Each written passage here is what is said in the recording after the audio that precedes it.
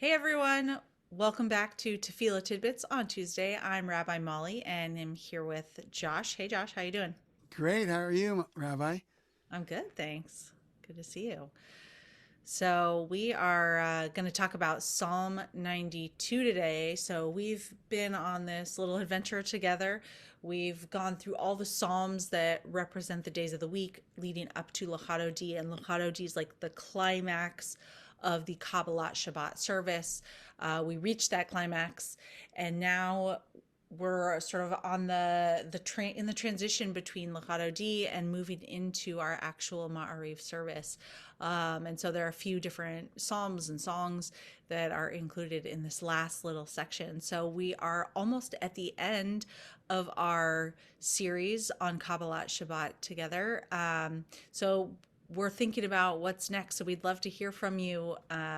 What you liked, what you want more of, what you want less of. If you have any ideas for what you'd like to hear us talk about and teach music about, then you can drop a note in the comments, or you can also email as well. So, looking forward to hearing from you.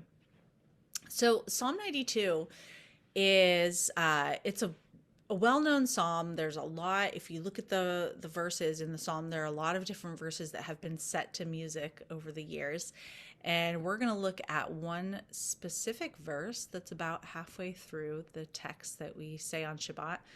And this psalm we actually say on both Friday evening and Saturday morning.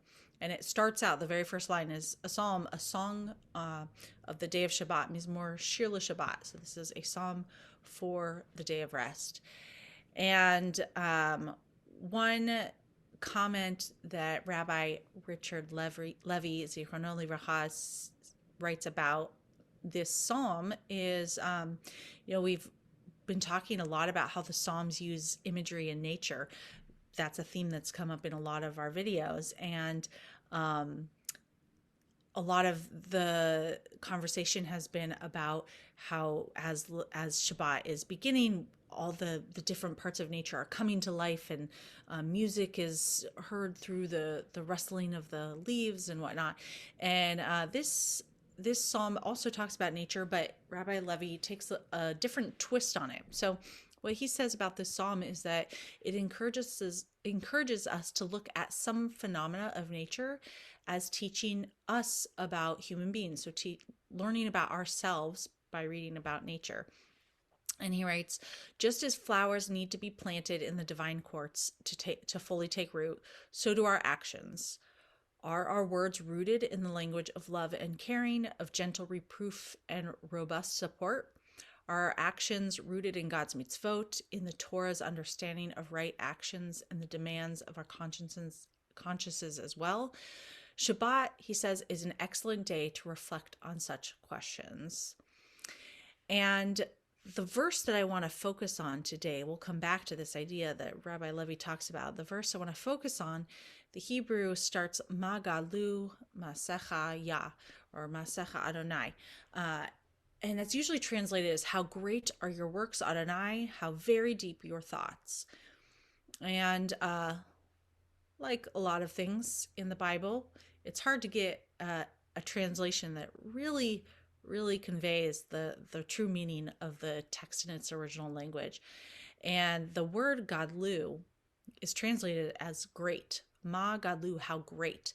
And that word Gadlu, the root Gimel Daled Lamed, means great or big, conveys something big. But it's not gadol, which is the noun or the adjective, excuse me, but it's gadlu, which is the verb. So we translate it as how great, but really it's a more accurate translation, which is, it's hard to get an accurate translation that sounds good, but a more accurate translation would be something more like how your acts grow. And there's this sense in the Hebrew, there's this sense of movement and progression, that it's not static. And the it here is God. How great are your works, Adonai? Adonai, there's this sense that God continues to grow and progress. And tying back to what Rabbi Levy wrote, the whole point of reciting these Psalms at the beginning of Shabbat in our Kabbalat Shabbat service is to reflect on our week, to reflect on who we are as we're coming into Shabbat.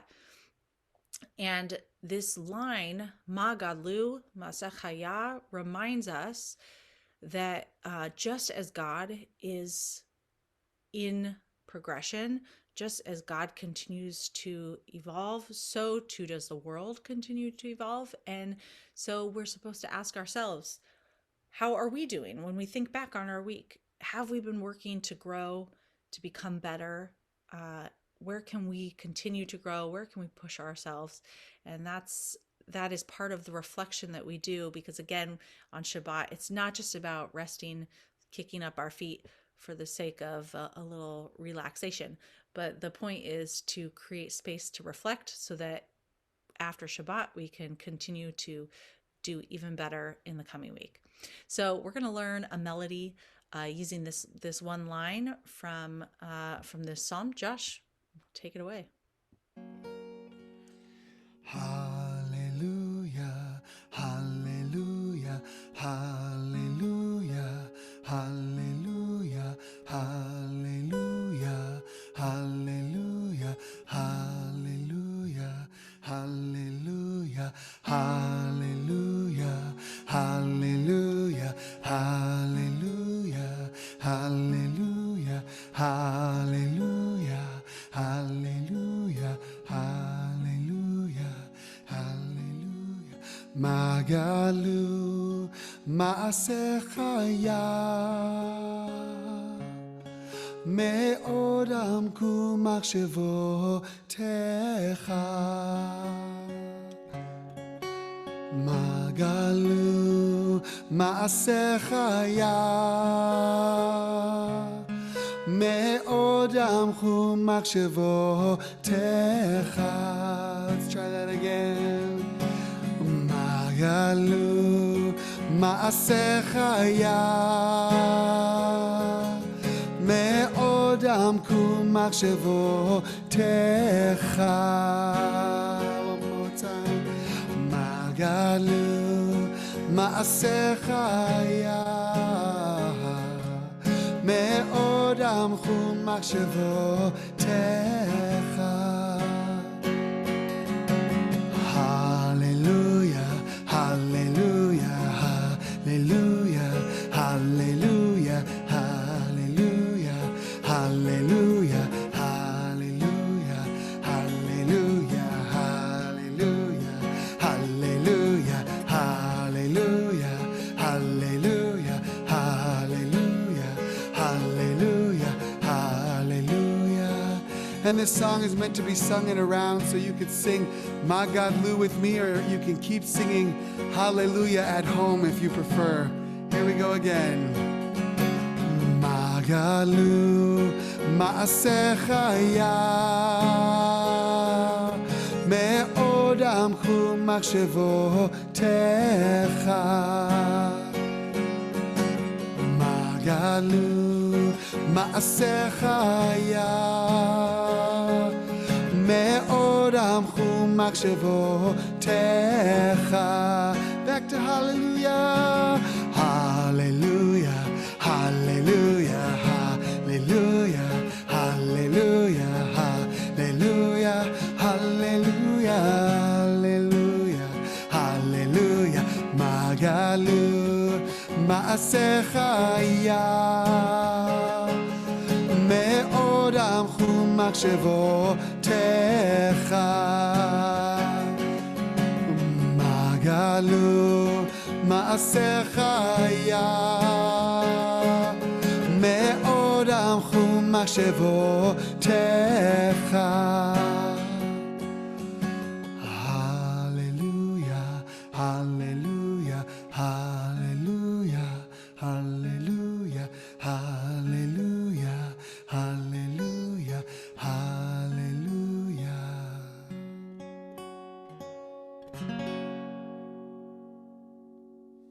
Thanks, Josh.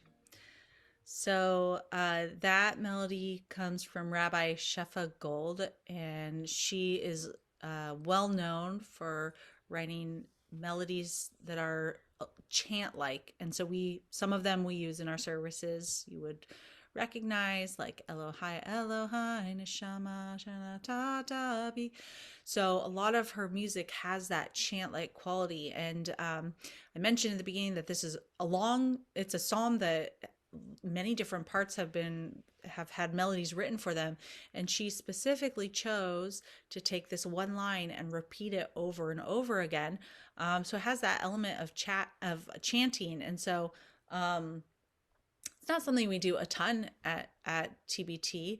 But I'm curious, Josh, for you, uh, when we're thinking about crafting our service and what different melodies want to include, what's to be gained by choosing one verse and doing sort of a chant like thing where we repeat over and over and over again versus trying to like do a melody where we get to do the whole thing like Ve'ahavta, no question, every time we're going to chant the whole thing instead of picking one line. So I'll be curious to hear your thoughts on that. Yeah. I mean, there's a lot to say about this. I mean, the feeling that I had as I was doing it right now is it was hard for me to pull back and end it because each time that I did it, I felt, and I was speeding up a little bit. I was changing it a little bit. It wasn't exactly the same with each repetition, but I was feeling more emotionally invested and connected to it with each changing time. And I think that's what's cool about about a chant. And it kind of reminds me of what you said in the beginning about going into nature or using nature to connect, because when I do take a walk in the woods, it helps me clear my mind. It helps me kind of get back to scratch. And I think a chant does the same thing, where we're not focused on the complex liturgy or even the meaning of the words. We're just letting it wash over us, and it helps you get into a meditative sort of trance, where one of the great things that I think you can do in services, I think the liturgy is important, and I think the connecting with the community is important. There's so many aspects, but one of the things that I love is if you can get to sort of a meditative thing where all of the worries and anxiety and stress from the week can kind of wash away and make room for this other feeling that really replenishes me, that I think a chant has the power to do in a way that that thinking about the words, an intellectual connection to what we're doing, doesn't usually allow for. So I think that's what's to be gained with a chant. I think they're both. You need both sides. It can't all be heart and emotion. It needs to be intellect, and it needs to be all the various things.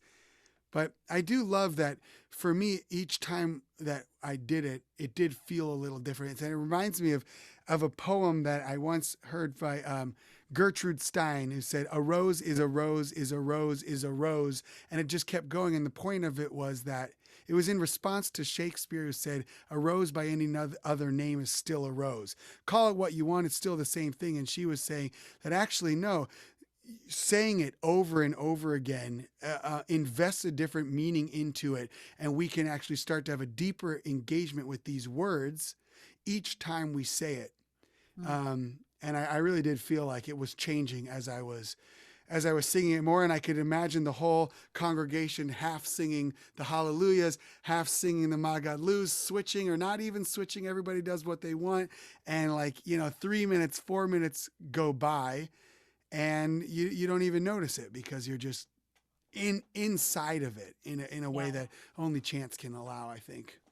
Yeah, I love that. And I totally agree. And in a way, this is like the perfect spot for a chant, because we've had the other Psalms where we're supposed to be reflecting back and doing all that thinking, the sort of the thinking piece. And then we have that big Legato D moment. And then this sort of allows us to just sort of let go of all of our thoughts and just like you said, let it wash over us, and just let our hearts attach to what we're doing. So I love that. Cool. Thank you so much. So we look forward to seeing you at our Shabbat service, our Kabbalat Shabbat service, where we'll sing Mah Gadlu together. And our services are at 7 o'clock. Hope you have a great week. Thanks so much. Bye bye.